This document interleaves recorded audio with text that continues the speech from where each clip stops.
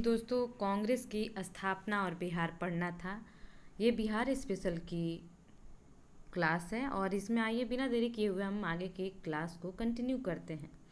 28 दिसंबर 1885 ईस्वी को बम्बई के गोकुलदास संस्कृत विद्यालय में A.O. ह्यूम द्वारा भारतीय राष्ट्रीय कांग्रेस की स्थापना की गई। प्रथम अधिवेशन की अध्यक्षता W.C. बनर्जी ने की। इस अधिवेशन में 72 प्रतिनिधियों ने भाग लिया, लेकिन बिहार से कोई प्रतिनिधि शामिल नहीं था। कांग्रेस के दूसरे अधिवेशन में बिहार के 31 प्रतिनिधियों ने भाग लिया।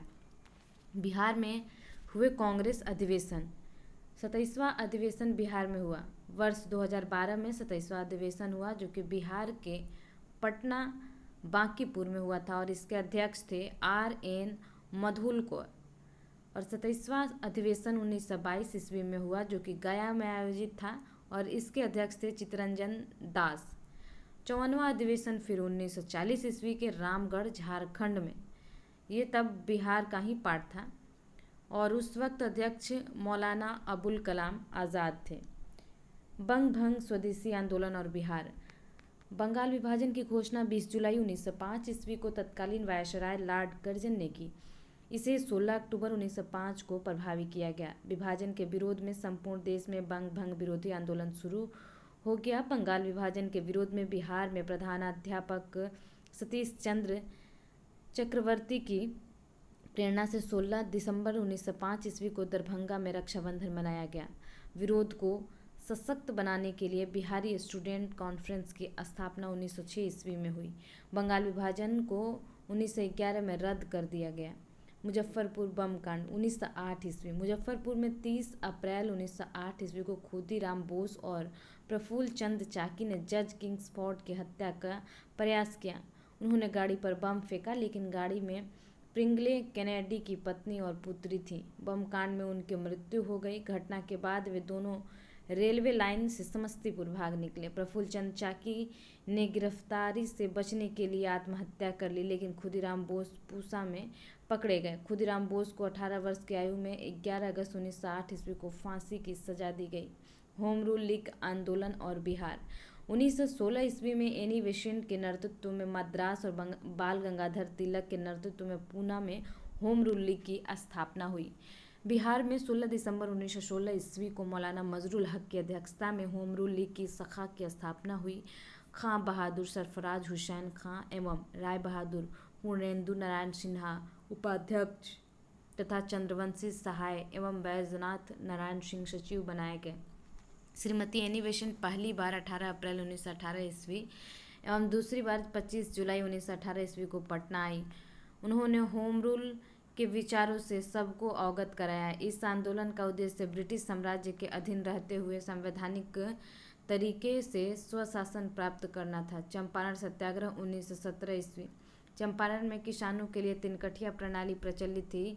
इसके तहत किसानों को प्रत्येक 20 कट्ठे में से 3 कट्ठे में नील की खेती करना अनिवार्य था।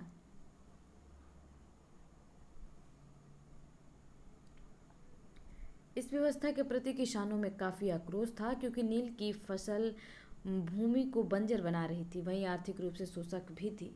1916 ईस्वी में कांग्रेस के लखनऊ अधिवेशन में मुरली भरहवा गांव के राजकुमार शुक्ल ने इस समस्या पर कांग्रेस के नेतृत्व का ध्यान आकृष्ट कराया। ब्रजकिशोर प्रसाद ने एक प्रस्ताव पेश किया। राजकुमार शुक्ल ने महात्मा गांधी जी को बिहार आकर किसानों की समस्या सुनने के लिए आमंत्रित किया।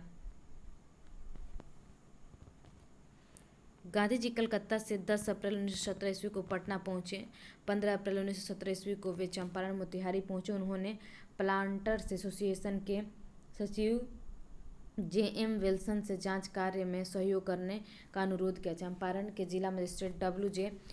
हार्डकॉक ने 16 अप्रैल 1917 ईस्वी को गांधी जी के चंपारण छोड़ने संबंधी अधिसूचना जारी की। धारा 144 के उल्लंघन के आरोप में उन्हें गिरफ्तार कर लिया।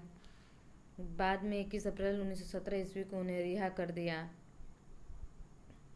गांधी जी ने स्वतंत्र जांच कर 13 मई 1917 ईस्वी को अपनी जांच रिपोर्ट बिहार उड़ीसा के मुख्य सचिव को सौंपी। परिणाम स्वरूप कृषकों की स्थिति की जांच के लिए चंपारण एग्रीरियन समिति का गठन किया गया। इस समिति के अध्यक्ष मध्य प्रदेश के आयुक्त F.G. सलाई थे तथा महात्मा गांधी, L.C. अदामी, राजा हरिहर प्रसाद, नारायण सिंह, D.J. रीड एवं जी रैनी आदि इसके अन्य सदस्य थे। समिति ने अपनी रिपोर्ट में तिनकठिया प्रणाली समाप्त करने की अनुशंसा की। इस प्रकार गांधी जी का भारत में प्रथम सत्याग्रह का प्रयोग सफल रहा। चंपारण सत्याग्रह में गांधी जी के प्रमुख सहयोगी राजेंद्र प्रसाद, ब्रजकिशोर प्रसाद, अनुग्रह नारायण सिंह, धरणीधर, मजरुल हक, राजकुमार शुक्ल, रामनवमी प्रसाद, शंभू शरण आदि थे। चंपारण सत्याग्रह गांधी जी द्वारा भारत में चलाया गया प्रथम सत्याग्रह था। चंपारण सत्याग्रह से प्रेरित होकर जून 1919 में मधुबनी जिले के किसानों ने स्वामी विद्यानंद के नेतृत्व में दरभंगा राज के विरुद्ध आंदोलन किया।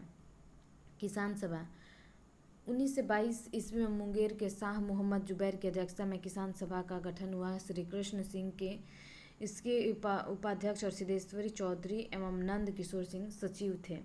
1928 ईस्वी में स्वामी सजानंद सरस्वती ने बिहटा पटना में औपचारिक किसान सभा की स्थापना की।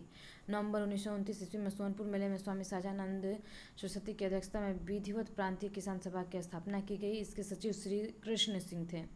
बिहार किसान आंदोलन में कार्यानंद शर्मा, राहुल सांकृत्यायन, पंचानंद शर्मा, यदुनंद शर्मा आदि नेता शामिल थे। बिहार प्रांतीय किसान सभा का दूसरा अधिवेशन पुरुषोत्तम दास टंडन की अध्यक्षता में 1934 ईस्वी में हुआ। तीसरा अधिवेशन स्वामी सजानंद सरस्वती की अध्यक्षता में 1935 ईस्वी हाजीपुर में हुआ।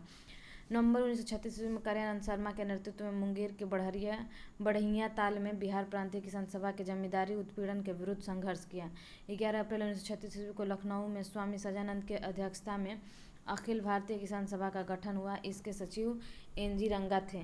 किसान सभा का मुख्य उद्देश्य किसानों की समस्या को राष्ट्रीय स्तर पर लाना तथा उनका समाधान कराना था।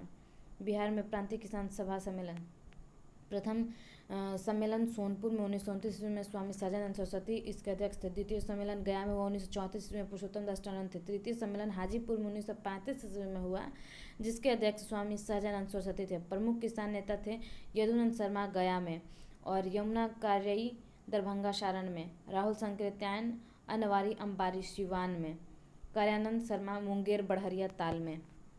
खिलाफत आंदोलन और बिहार प्रथम विश्व युद्ध के पश्चात मित्र राष्ट्रों द्वारा तुर्की के खलीफा के साथ अपमानजनक शर्तों के विरोध में खिलाफत आंदोलन 1919 से 1923 ईस्वी तक में हुआ। नवंबर 1919 में पटना में हसन इमाम की अध्यक्षता में एक सभा आयोजित हुई। इसमें शांति समारोह के बहिष्कार का आह्वान किया गया। 19 मार्च 1920 ईस्वी को बिहार के सभी मुसलमानों ने हड़ताल किया। 1920 ईस्वी में खिलाफत आंदोलन असहयोग आंदोलन के साथ साथ संचालित होता रहा, लेकिन तुर्की में मुस्तफ़ा कमाल पाशा द्वारा 1924 ईस्वी में खलीफा पद को समाप्त कर देने के कारण खिलाफत आंदोलन स्वतः निष्प्रभावी हो गया। असहयोग आंदोलन को हम कल देखेंगे और अभी के लिए हमें दीजिए इजाज़त। जय हिंद।